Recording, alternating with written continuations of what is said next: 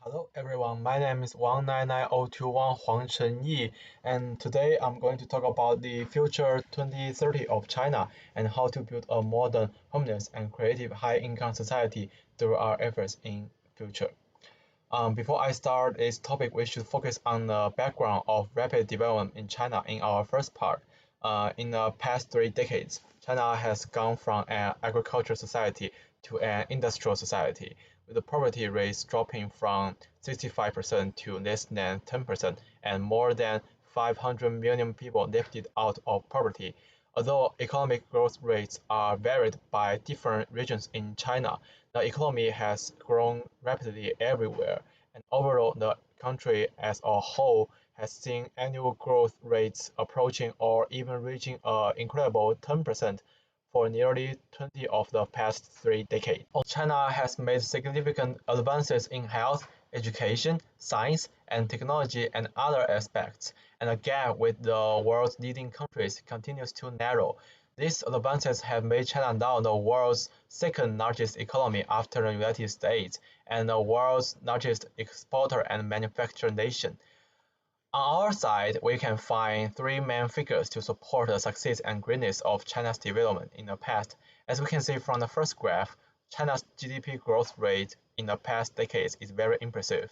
Due to the increase of the total economic value and sound saturation, resulting in a slight decrease in the past few years, but still remains at 5%.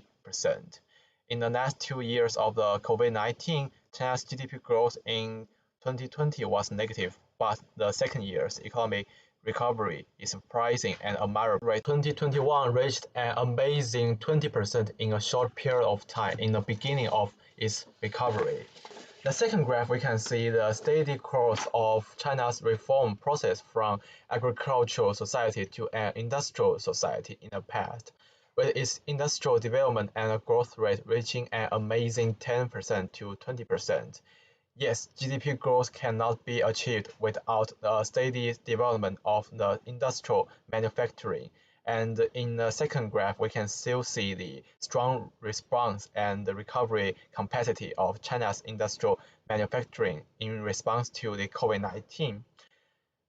And in the next third graph, we can see the role of countries' development in reducing poverty in the past, where the proportion of people below the poverty line has continued to fall dramatically and significantly over the last 20 years.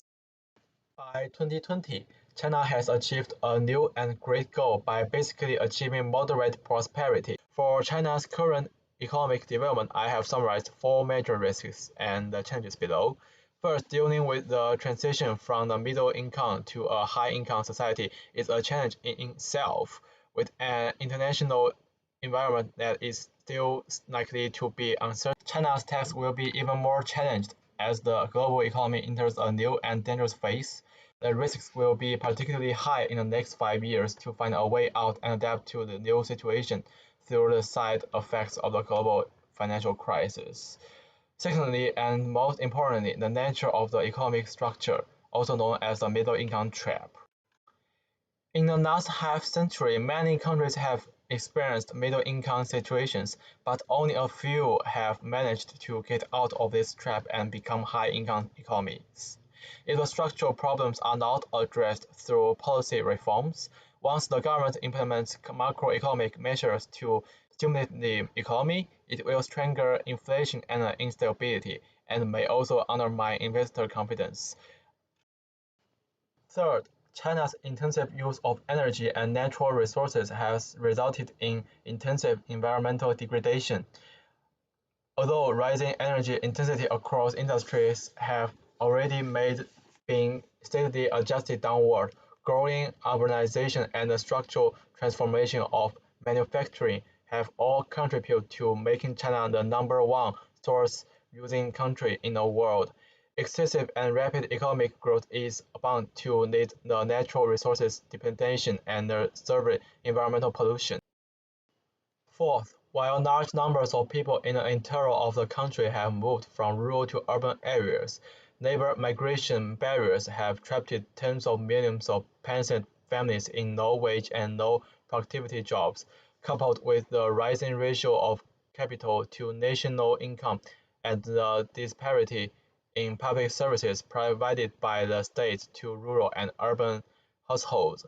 The opportunity divide between urban and rural areas is also growing. Tensions over social problems in some areas have circulated, leading to public demonstrations. Such tensions will be an obstacle to China's future growth stability. Of course, from this chart, you can see that China is now in the middle income trap stage. The strategy to deal with the middle income trap in the structure of the economy has become one of the top priorities. But we have enough and effective strategies to address and prevent these risks. We have five major opportunities to catch in this development. First, increasing incomes needs to be accommodated by enhancing recreation and the natural environment, expanding arts and cultural activities, and strengthening economic and social security, thereby balancing growth and income with broader social welfare and sustainability goals. Second, a return to balanced, sustainable growth requires an increase in the share of services spending and consumption. This is achieved, on the one hand, by correcting factor price deteriorations to achieve a balance between manufacturing and services on the one hand, and to promote income distribution between urban and rural households on the other hand. Third, strengthening innovation and creativity. The development of the service sector has to be the priority in the future. While the growth of the manufacturing sector remains an important driver of growth, policies should not only be concerned with growth, but also need to be encourage manufacturing companies to upgrade their value chain, their role global technology pioneers in areas such as finance, logistics, and information services. Fourth, unlocking China's human resources potential. Equality of opportunity will not only help unlock China's talent potential, but will also support growth in all areas and optimize income distribution. The way to increase equality of opportunity in business and finance is to introduce more competition for market factors and products. Fifth, focus on the role of the market, laws and regulations, social values, and high ethical standards. The government needs to create a policy and a regulatory environment that supports free and fair competition, and must also defend laws and regulations. If the five opportunities we have described above are seized in a timely manner, these strategies can strengthen the role of the state and private enterprises while encouraging innovation across the board. Adopting a green growth approach can also help to decrease the excessive misuse of natural resources for economic development. Equality of opportunity, social protection, and a sustainable physical system can provide a solid foundation for social and political stability for development and develop mutual benefits with other countries around the world. Finally, I believe with these strategies and suggestions, China's economic development blueprint will be better for the next 10 years. And thank you for your listening. And this is all of my presentation.